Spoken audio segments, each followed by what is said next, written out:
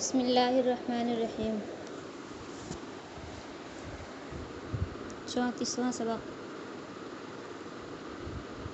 ہر سبق کی طرح اس سبق میں بھی انشاءاللہ 5 باتیں پڑھی جائیں گی۔ نمبر 1 قرآن کریم کی آیت، نمبر 2 حدیث، نمبر 3 عقیدہ، نمبر 4 مسئلہ، نمبر 5 دعا۔ قرآن کریم کی آیت سے سبق کی ابتدا کی جا رہی ہے۔ نمبر 1 حج کی فرضیت۔ اعوذ باللہ من الشیطان الرجیم، بسم اللہ الرحمن الرحیم۔ وَلِلَّهِ عَلَى النَّاسِ حِجُّ الْبَيْتِ مَنِ اسْتَطَاعَ إِلَيْهِ سَبِيلًا وَمَنْ كَفَرَ فَإِنَّ اللَّهَ غَنِيٌّ عَنِ الْعَالَمِينَ۔ جو لوگ خانہ کعبہ تک پہنچنے کی استطاعت رکھتے ہوں ان پر اللہ تعالیٰ کے لیے اس گھر کا حج کرنا فرض ہے، اور اگر کوئی انکار کرے تو یاد رکھو اللہ تعالیٰ دنیا جہان کے تمام لوگوں سے بے نیاز ہے۔ یعنی خانہ کعبہ کا حج کرنا تو فرض ہے، لیکن اگر کوئی انکار کرے تو یہ نہ سمجھے کہ اللہ تعالیٰ محتاج ہیں۔ اللہ تعالیٰ غنی ہیں، بے نیاز ہیں۔ اللہ تعالیٰ کسی کے محتاج نہیں ہیں، بلکہ تمام مخلوق اللہ تعالیٰ کی محتاج ہے۔ نمبر 2 حج نہ کرنے پر وعید۔ عن علی رضی اللہ عنہ قال قال رسول اللہ صلی اللہ علیہ وسلم من ملک زادا وراحلۃ تبلغه إلى بیت اللہ ولم یحج فلا علیہ ان یموت یہودیا او نصرانیا وذلك ان اللہ یقول فی کتابہ وَلِلَّهِ عَلَى النَّاسِ حِجُّ الْبَيْتِ مَنِ اسْتَطَاعَ إِلَيْهِ سَبِيلًا۔ حضرت علی رضی اللہ عنہ سے روایت ہے کہ رسول اللہ صلی اللہ علیہ وسلم نے فرمایا، جس شخص کے پاس سفر حج کا ضروری سامان موجود ہو اور سواری بھی میسر ہو جو اسے بیت اللہ تک پہنچا دے، اور یہ شخص پھر بھی حج نہ کرے تو کوئی فرق نہیں پڑتا کہ یہ یہودی ہو کر مرے یا نصرانی ہو کر، اس لیے کہ اللہ تعالیٰ کا ارشاد ہے جو لوگ اس تک پہنچنے کی استطاعت رکھتے ہوں ان پر اللہ تعالیٰ کے لیے اس کے گھر کا حج کرنا فرض ہے۔ یعنی اگر کسی کے پاس استطاعت ہے، اتنا مال ہے کہ وہ وہاں جا سکے اور واپس آ سکے، اور اس کے پاس جانے کے لیے سواری بھی میسر ہو، اتنا پیسہ ہو کہ وہ جا سکے اور جان بوجھ کے نہ جائے، تو پھر یہ شخص پھر بھی حج نہ کرے تو کوئی فرق نہیں پڑتا کہ یہودی ہو کر مرے یا نصرانی ہو کر مرے، کیونکہ اس نے جان بوجھ کر چھوڑا ہے، اور اللہ تعالیٰ کا ارشاد ہے جو لوگ اس تک پہنچنے کی استطاعت رکھتے ہوں ان پر اس گھر کا حج کرنا فرض ہے، اور اگر جو نافرمانی کرے گا تو اس کی سزا ملے گی۔ نمبر 3 قیامت کی چوتھی علامت خروج یاجوج ماجوج۔ حضرت عیسیٰ علیہ السلام کے نزول اور دجال کی ہلاکت کے کچھ عرصے بعد امام مہدی انتقال فرما جائیں گے۔ حضرت عیسیٰ علیہ السلام ان کی نماز جنازہ پڑھائیں گے، بیت المقدس میں ان کا انتقال ہوگا اور وہیں مدفون ہوں گے، یعنی وہیں ان کو دفن کیا جائے گا۔ امام مہدی کی وفات کے بعد تمام انتظام حضرت عیسیٰ علیہ السلام کے ہاتھ میں ہوگا، اور زمانہ نہایت سکون اور راحت سے گزر رہا ہوگا کہ یکایک وحی نازل ہوگی، یعنی اچانک وحی نازل ہوگی کہ اے عیسیٰ تم میرے بندوں کو کوہ طور کے پاس لے جاؤ۔ طور ایک پہاڑ ہے، اس کے پاس لے جاؤ، میں اب ایک ایسی قوم کو نکالنے والا ہوں کہ جس کے ساتھ لڑنے کی کسی کو طاقت نہیں۔ وہ قوم یاجوج ماجوج کی قوم ہے جو یافس بن نوح کی اولاد میں سے ہے۔ شاہ ذو القرنین نے 2 پہاڑوں کے درمیان ایک نہایت مستحکم آہنی دیوار قائم کر کے ان کا راستہ بند کر دیا، یعنی ایک مضبوط دیوار بہت۔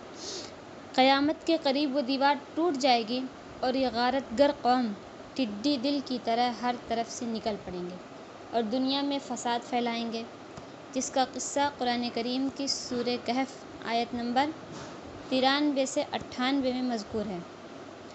اس وقت حضرت عیسیٰ علیہ السلام اپنے ساتھیوں کو لے کر کوہ طور کی طرف چلے جائیں گے، بارگاہ خداوندی میں یاجوج ماجوج کے حق میں طاعون کی ہلاکت کی دعا کریں گے جبکہ باقی لوگ اپنے اپنے طور پر قلعہ بند اور محفوظ مکانوں میں چھپ جائیں گے۔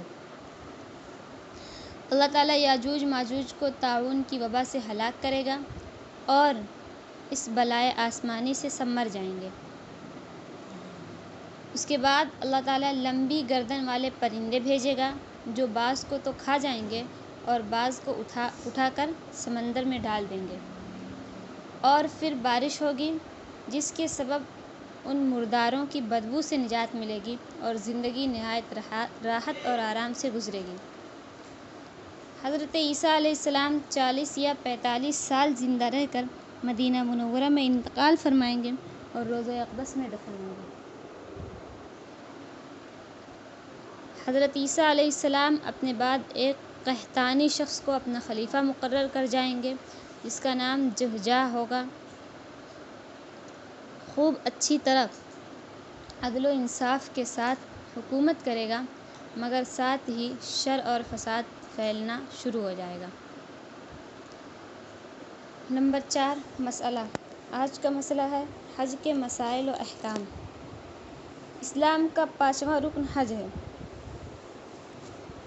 حج ہر ایسے مسلمان عاقل بالغ پر زندگی میں ایک بار فرض ہے جو حج پر جانے کے وقت حاجات اصلیہ کے علاوہ، یعنی جو ضرورت اصلیہ ہے اس کے علاوہ اتنے سرمایہ وغیرہ کا مالک ہو جس سے اس کے بیت اللہ تک آنے جانے اور واپس آنے تک اہل و عیال کا خرچ پورا ہو سکے۔ اہل و عیال یعنی گھر والے، یعنی اگر کسی کے پاس اتنا مال ہے کہ وہ حج پر جاتے وقت جو ضرورت لگتی ہے اور پھر اس سے بیت اللہ تک آنے جانے اور واپس آنے تک اور اس کے گھر والوں کا خرچ پورا ہو سکے، اتنا مال ہو۔ چند مسائل۔ نمبر 1 حج فرض ہو جانے کے بعد اس کی ادائیگی میں تاخیر کرنا جائز نہیں، حتیٰ کہ اولاد کی شادی اور مکانات کی تعمیر وغیرہ پر بھی حج کی ادائیگی مقدم ہے، یعنی پہلے حج کی ادائیگی کرنی ہے پھر اولاد کی شادی اور مکان بنوانا ہے۔ نمبر 2 اگر حج فرض ہونے کے بعد نہ کیا اور پھر حج کرنے کے بقدر مال نہ رہا تو بھی حج فرض ہی رہے گا، یعنی اگر ایک مرتبہ فرض ہوا اور اس کے بعد حج نہیں کیا اور وہ مال جاتا رہا تب بھی اس کے ذمے حج فرض ہی رہے گا۔ نمبر 3 اگر کسی کے پاس صرف اتنا خرچ ہے کہ مکہ تک آنا جانا تو ہو سکتا ہے مگر مدینہ منورہ تک پہنچنے کا خرچ نہیں ہے تو اس پر بھی حج فرض ہو جاتا ہے۔ نمبر 4 حج عمر بھر میں بس ایک مرتبہ فرض ہے، اگر کئی حج کیے تو ایک فرض اور باقی سب نفل ہوں گے۔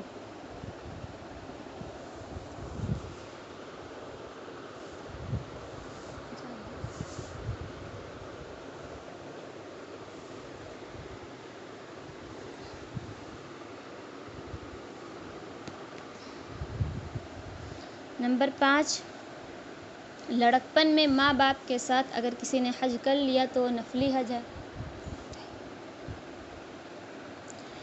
اگر جوان ہونے کے بعد صاحب استطاعت ہو جائے تو پھر حج کرنا فرض ہوگا۔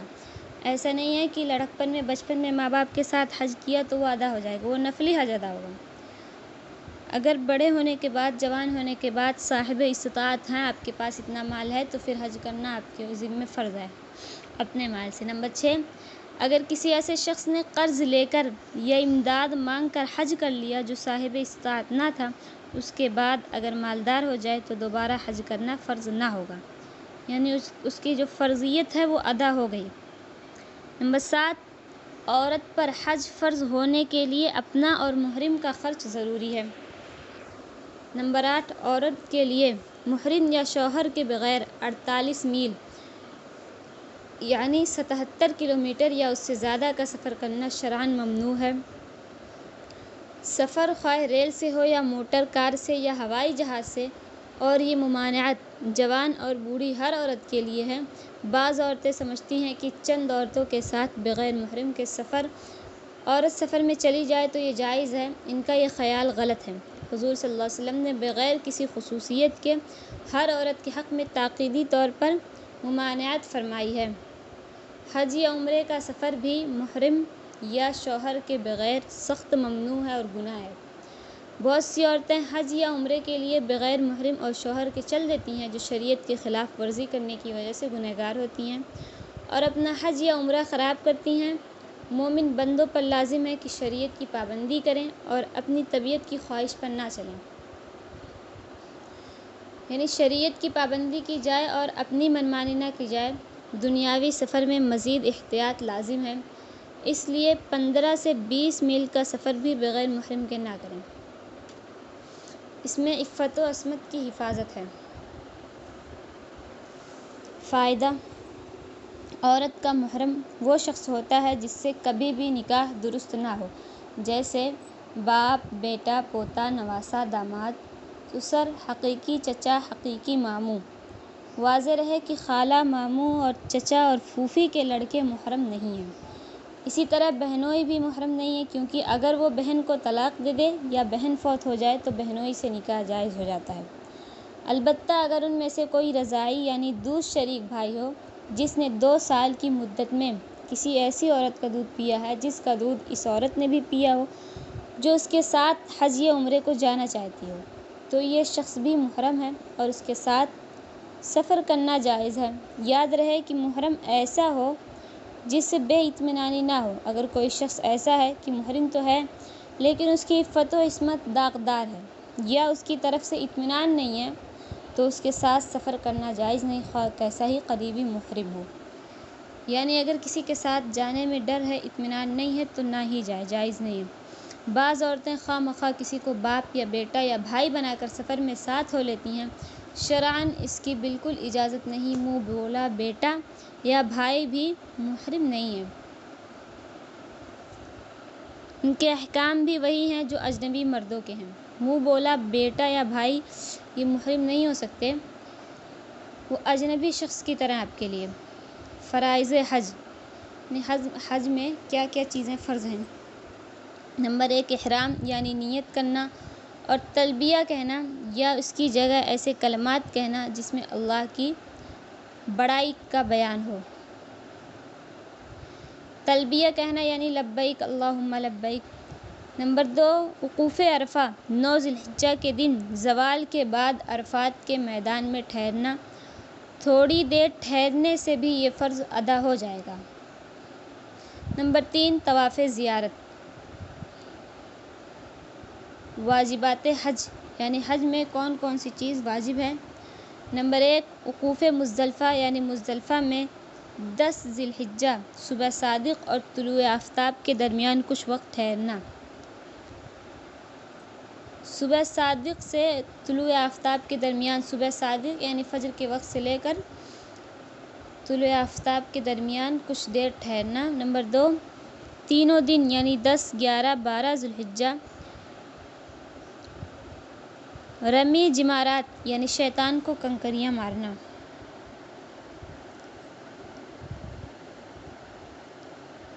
نمبر 3، قربانی، یہ حکم صرف قارن و متمتع کے لیے ہے۔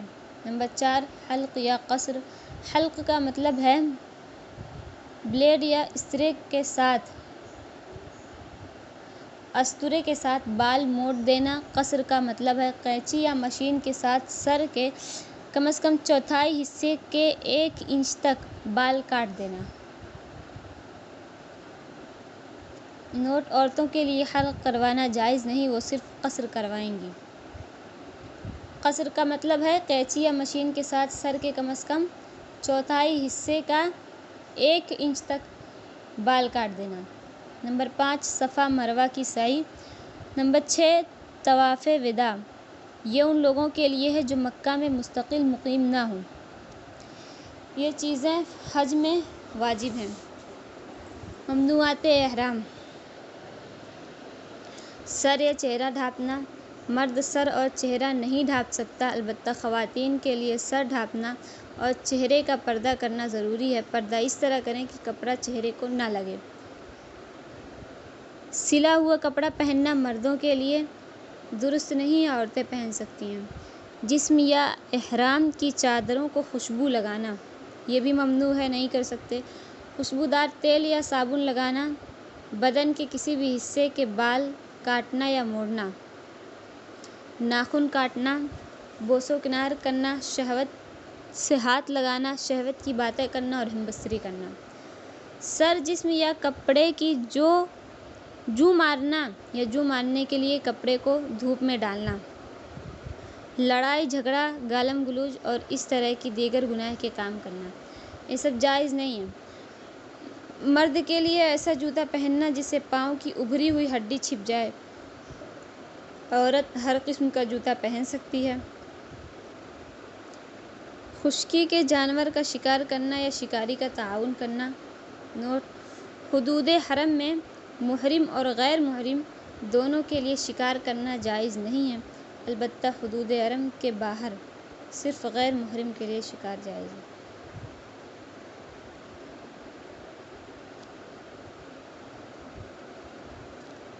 نوٹ: محرم کے لیے مرغی، بکری، اونٹ، گائے وغیرہ یعنی گھریلو جانوروں کا ذبح کرنا اور کھانا جائز ہے۔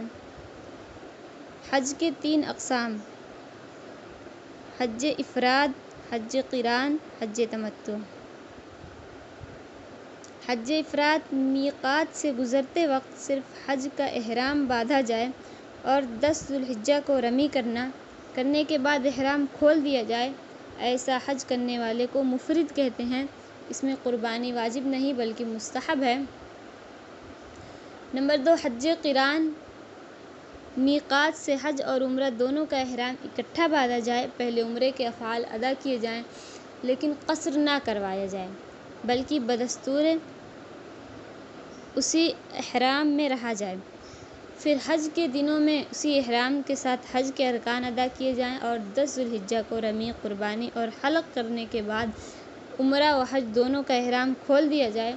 امام اعظم ابو حنیفہ رحمہ اللہ کے نزدیک حج قران افضل ہے، ایسا حج کرنے والے کو قارن کہتے ہیں اور اس میں قربانی واجب ہے۔ یہ حج کے اقسام ہیں۔ حج کی 3 قسمیں ہیں، 3 طرح کے حج ہوتے ہیں۔ نمبر 3، حج تمتع: میقات سے عمرہ کا احرام باندھا جائے اور عمرہ کے افعال ادا کرنے کے بعد احرام کھول دیا جائے، پھر 8 ذی الحجہ کو حدود حرم کے اندر اپنی رہائش گاہ سے حج کا احرام باندھا جائے اور 10 ذی الحجہ کو رمی، قربانی اور حلق کرنے کے بعد احرام کھول دیا جائے، ایسا حج کرنے والے کو متمتع کہتے ہیں اور اس میں بھی قربانی واجب ہے۔ نمبر 5، دعا: نظر بد سے بچنے کے لیے دعا: جب کوئی اچھی لگے تو اسے دیکھ کر یہ دعا پڑھیں: ماشاء اللہ لا قوۃ الا باللہ، جو اللہ تعالیٰ چاہے وہی ہوگا اور نیکی کی طاقت اللہ تعالیٰ ہی کی توفیق سے ملتی ہے۔ نظر بد سے بچنے کی دعا ہے ماشاء اللہ لا قوۃ الا باللہ۔ اگر کوئی چیز اچھی لگے تو یہ دعا پڑھ لی جائے۔